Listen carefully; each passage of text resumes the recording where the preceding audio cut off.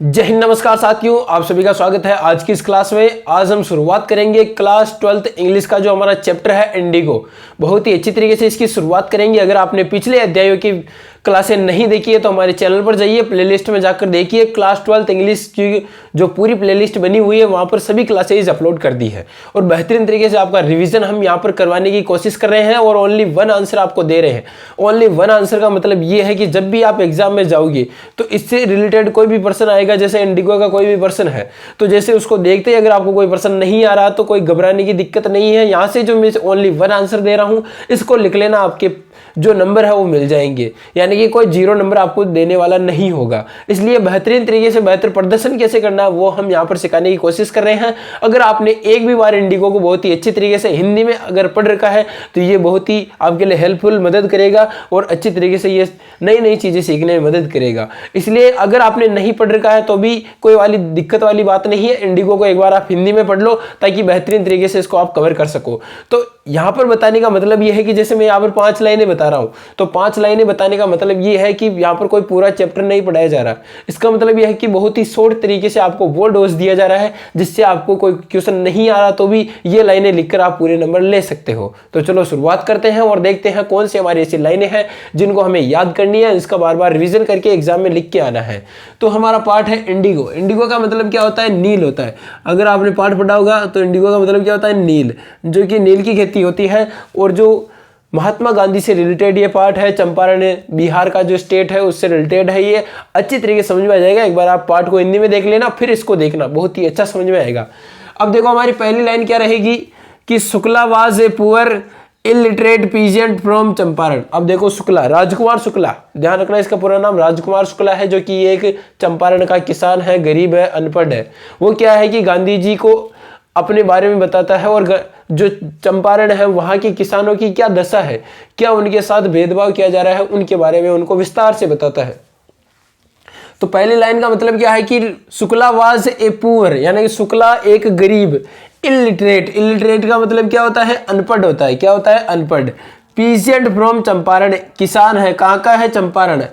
अब आप सोचोगे कि पीजेंट का मतलब किसान कैसे हो गया? फार्मर का मतलब होता है किसान। तो ध्यान रखना पीजेंट जो शब्द है क्या है? पीजेंट जो शब्द है बहुत ही अच्छा शब्द है और ये क्या शब्दकोश, अगर आप एग्जामिनर आपके शब्दकोश देखेगा तो बहुत ही अच्छा प्रभाव पड़ेगा और बहुत ही अच्छे नंबर देने की वो कोशिश करेगा।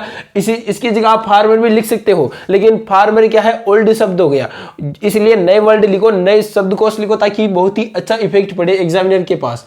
तो पहली लाइन क्या है कि Shukla was a poor illiterate peasant from Champaran, यानी कि शुक्ला, राजकुमार शुक्ला एक गरीब और अनपढ़ और किसान है, कहाँ का है? चंपारण का। अगली लाइन क्या है? He requested Gandhi ji to eradicate the problem of farmers, यानी कि इसका मतलब यह है कि वह रिक्वेस्ट करता है, निवेदन करता है, यानी कि वह कौन है? राजकुमार शुक्ला किससे करता है? गांधी जी से, कि जो वहाँ की प्रॉब्लम है किसानों की, जो चंपारण के किसान है वहाँ की जो उनकी समस्याएं हैं उनका क्या करता है? उनको बताता है गांधी जी को। कौन बताता है? राजकुमार शुक्ला। फिर आगे देखो क्या है कि वो फिर पाठ पढ़ोगे तब पता चलेगा कि वो बहुत सारे गुजरात में, अहमदाबाद में, इस तरह से वो अलग अलग जगह पर क्या करते हैं?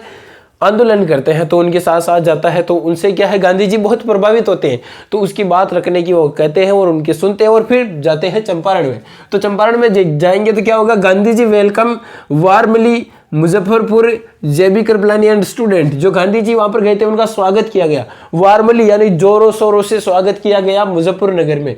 जेबी कृपलानी और स्टूडेंट्स इन्होंने क्या किया? बहुत ही अच्छा स्वागत किया और अच्छी तरीके से इनका अच्छे लेवल तक स्वागत करने की कोशिश की और इनको बताया कि यहाँ पर किस तरह की समस्याएं हैं, किस समस्या से उत्पीड़न है, यहाँ पर बताया गया।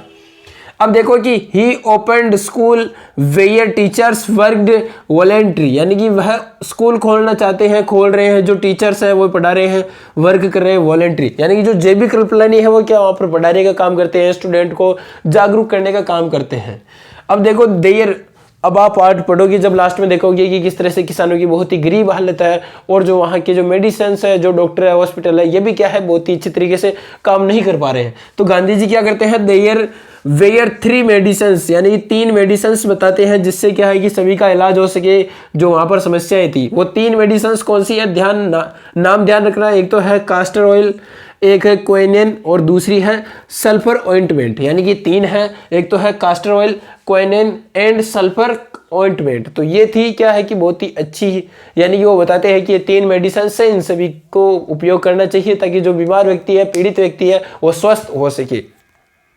उन्होंने सबसे पहले क्या कहा कि जब तक साफ सफाई नहीं रहेगी तो बीमारियां आएगी, इसलिए आपको पता होगा कि 2 अक्टूबर को गांधी जयंती के दिन स्वच्छ भारत स्वच्छ अभियान का जो वो भी चलता है, इसी कारण वो चलता है। तो ये था हमारा इंडिगो पार्ट, बहुत ही अच्छा हमने करवाने की कोशिश की है। ये लाइनें अगर आपको याद है तो इंडिगो का कोई भी क्वेश्चन आपका ऐसा नहीं होगा जो आपको नहीं आएगा। इनको लिख के आ जाना, बहुत ही अच्छे नंबर मिलेंगे। और आई होप कि ये बहुत ही अच्छी क्लास लगी होगी। एक बार क्या इसका रिविजन करते रहना ताकि बहुत ही अच्छे तरीके से समझ में आ जाएगा। और इसको एक बार हिंदी में एनिमेशन वीडियो जरूर देख लेना, बहुत ही अच्छी तरीके से ये पार्ट कंप्लीट हो जाएगा।